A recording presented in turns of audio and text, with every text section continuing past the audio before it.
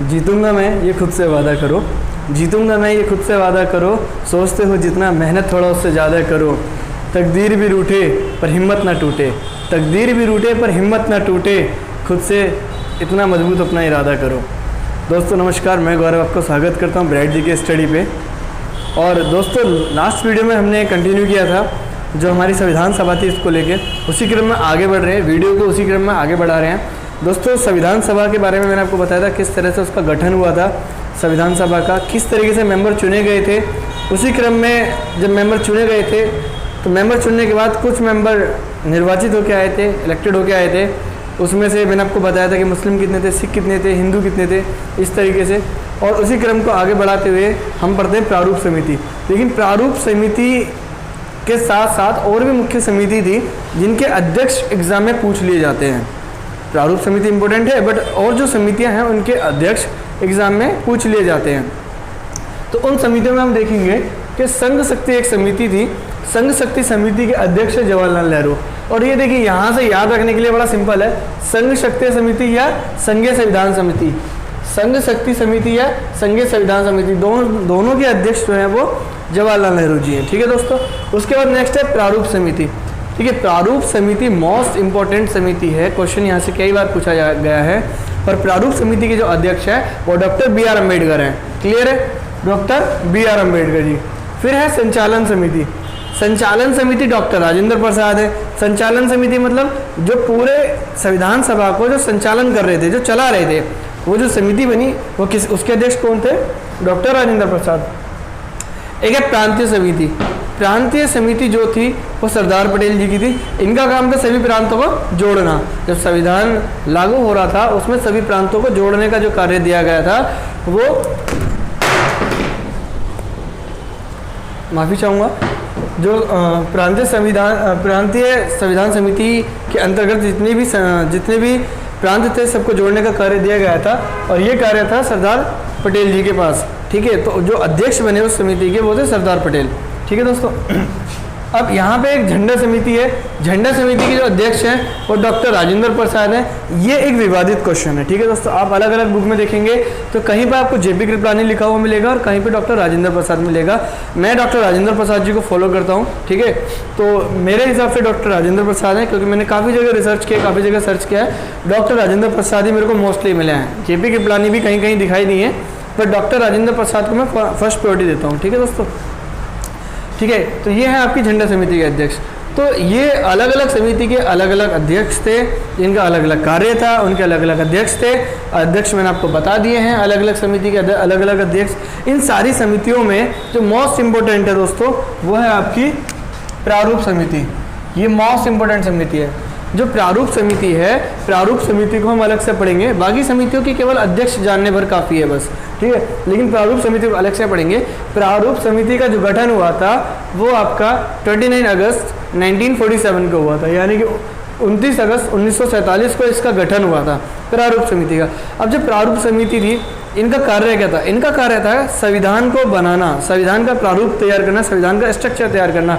और ये कार्य दिया गया था बी.आर. अम्बेडकर जी के साथियों को, उनके समिति के सदस्य को। तो जो इसके अध्यक्ष थे वो बी.आर. अम्बेडकर जी थे, बी.आर. अम्बेडकर जी समिति के अध्यक्ष थे। उसके बाद जो और अन्य मेंबर्स थे वो आपके एन गोपाल स्वामी अय्यर थे। मैं बोल रहा हूँ, जैसे जैसे मैं बोल रहा हूँ बिल्कुल वैसे वैसे नोट्स बनाते जाइए अपने।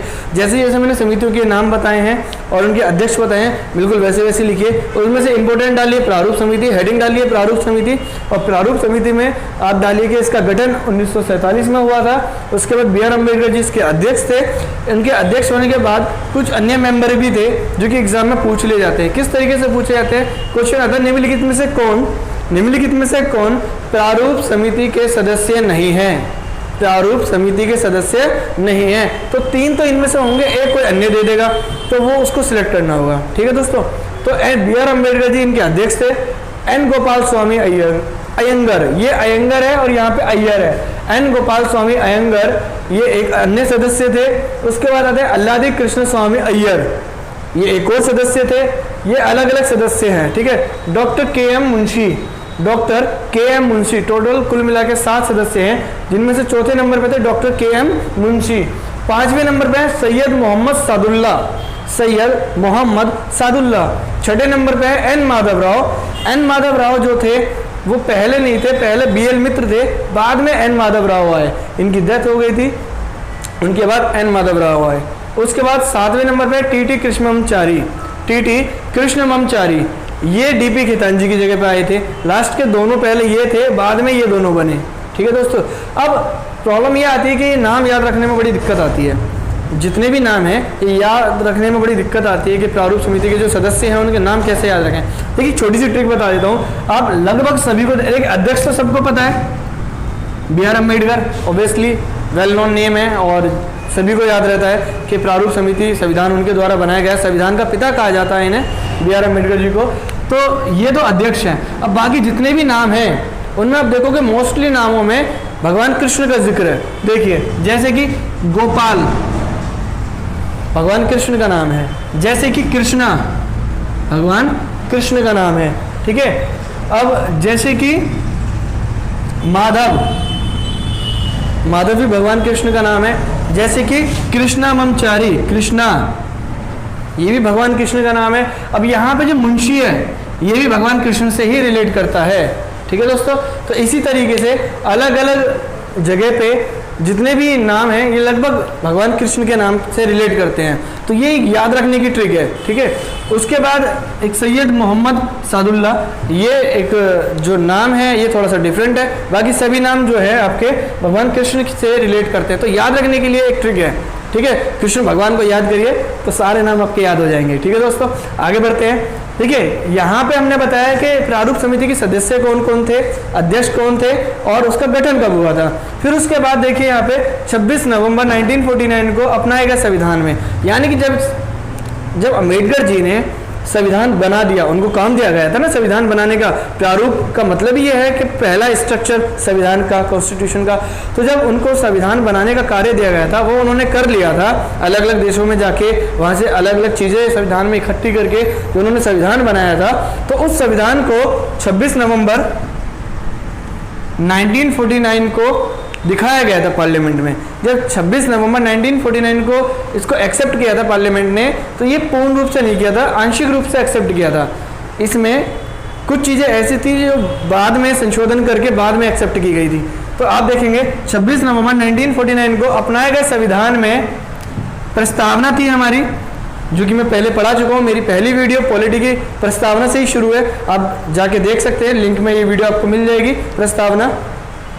ठीक है, प्रस्तावना थी। उसके बाद आर्टिकल थे, 395 आर्टिकल थे। आर्टिकल यानी कि अनुच्छेद थे, जो जितने भी मुद्दे हैं वो अनुच्छेद में डिवाइडेड हैं। अनुच्छेद 1, अनुच्छेद 2, अनुच्छेद 3, संविधान की सारी बातें अनुच्छेद से रिलेट होती हैं। ठीक है, अनुच्छेद है। फिर उसके बाद जो भाग थे यानी कि पार्ट वो 22 थे, और शेड्यूल यानी कि अनुसूचियाँ वो 8 थी। यानी कि जो हमारा जो पहला संविधान था जो पूर्ण रूप से अपनाया नहीं गया था, आंशिक रूप से अपनाया गया था, तो आंशिक रूप के संविधान में या प्रारूप संविधान में प्रस्तावना 395 आर्टिकल, 22 भाग और 8 अनुसूची थी। ठीक है दोस्तों, उसके बाद जब संशोधन होता है, संविधान के शेष प्रावधान 26 जनवरी 1950 को लागू हुए।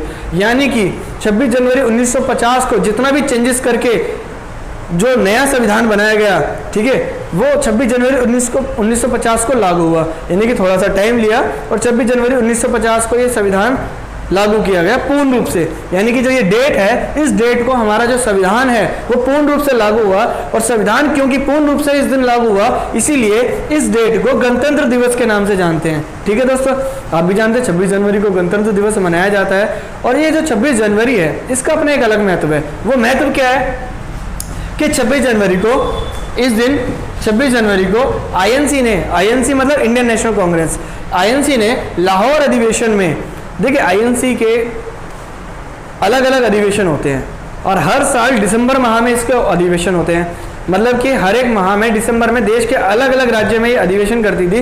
तो जो लाहौर अधिवेशन हुआ था उसमें इन्होंने पूर्ण स्वराज की मांग की थी। कई बार क्वेश्चन आया भी है कि पूर्ण स्वराज की मांग आईएनसी के किस अधिवेशन में हुई थी?